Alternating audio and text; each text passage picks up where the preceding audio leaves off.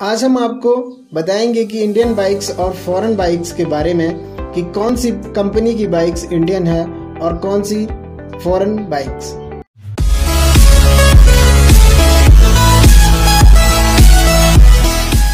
और आज हम आपको ये भी बताएंगे कि क्या रॉयल एनफील्ड इंडियन कंपनी की बाइक है या नहीं। भले ही हमें सिर्फ बाइकआउट चाइना का करना है, पूरे विश्व का नहीं, लेकिन हमें प्राथमिकता भारत को देनी चाहिए, विदेशी कंपनी को नहीं। पहले हम आपको बताएंगे कि विदेशी बाइक्स के बारे में। केटीएम आजकल बहुत बिकती है और लोगों के बीच बहुत पॉपुलर है। केटीएम एक ऑस्ट्रेलिया की बाइक है। ये 1934 में केटीएम कंपनी बनी थी और केटीएम बाइक्स के पार्ट भी बाहर से आते हैं और बनती इंडिया में है। दूसरी जो बाइक है वो है हार्ले डेविडसन। ये यूएस कंपनी की बाइक है और ये बाइक भारत में नहीं बनाई जाती। इनकी जितनी भी गाड़ियां बनाई जाती हैं वो सारी यूएस से भारत में एक्सपोर्ट की जाती हैं और ये कंपनी 1903 में ही बन गई थी और ये हैवी और महंगी बाइक्स बनाते हैं। तीसरी जो बाइक है वो है कावासाकी। यह एक जापानीज कंपनी है। कावासाकी पहले नॉर्मल बाइक्स बनाती थी, लेकिन अब यह सिर्फ सुपर बाइक्स बनाती है। इनका जो टॉप मॉडल है वो तो आपको पता ही होगा, निंजा। चौथी जो कंपनी है वो है होंडा। होंडा एक जापानीज कंपनी है जो कि बहुत पुरानी है। शुरुआत में इसने हीरो के साथ पार्टनरशिप की और उसके बाद इन दोनों ने अपना बिजनेस अलग अलग कर दिया और उसके बाद होंडा अपनी अलग गाड़ी बनाने लगा और हीरो अपनी अलग गाड़ियां बनाने लगा।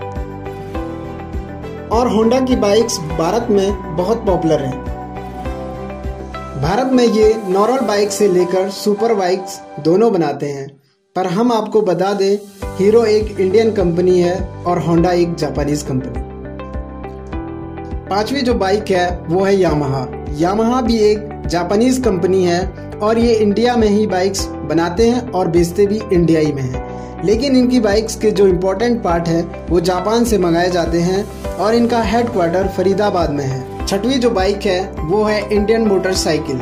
सिर्फ नाम है इंडियन मोटरसाइकिल और ये एक अमेरिकन कंपनी है और ये 1911 में शुरू हुई थी और कंपनी बहुत पुरानी है जो कि काफ़ी हैवी बाइक्स बनाती है और ये भी इंडिया में सिर्फ एक्सपोर्ट ही करते हैं।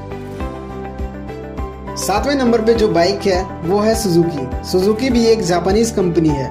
जी हाँ, जापान बहुत आगे है ऑटोमोबाइल के मामले में। शुरुआत में बजाज के साथ पार्टनरशिप में आई थी ये कंपनी, लेकिन अब ये अलग अलग हो गई है। और अब बात करते हैं इंडियन कंपनी की बाइक्स के बारे में। पहले नंबर पे जो है वो है हीरो। हीरो एक इंडियन कंपनी है। पहले ये होंडा के साथ मिक्स थी, लेकिन 2011 में ये अलग हो गई और इसके ऑनर हैं ब्रिज मोहनलाल और इन्होंने 1984 में इस कंपनी को बनाया था। और आपको यह जानकर बहुत गर्व होगा कि हीरो के नाम विश्व में सबसे ज़्यादा बाइक्स बनाने का रिकॉर्ड दर्ज है। दूसरे नंबर पे जो बाइक है वो है रॉयल एनफील्ड। आपको यह जानकर बहुत हैरानी होगी कि ये एक इंडियन कंपनी की बाइक है। शुरुआत में ये इंडियन नहीं थी।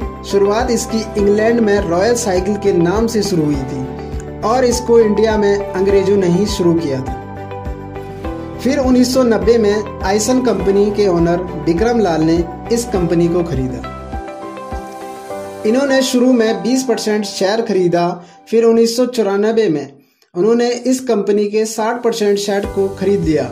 60% का मतलब होता है कि वो कंपनी उसी की होगी, क्योंकि 50% शेयर से ज़्यादा जिसके पास होंगे वो कंपनी उसी की हो जाती है।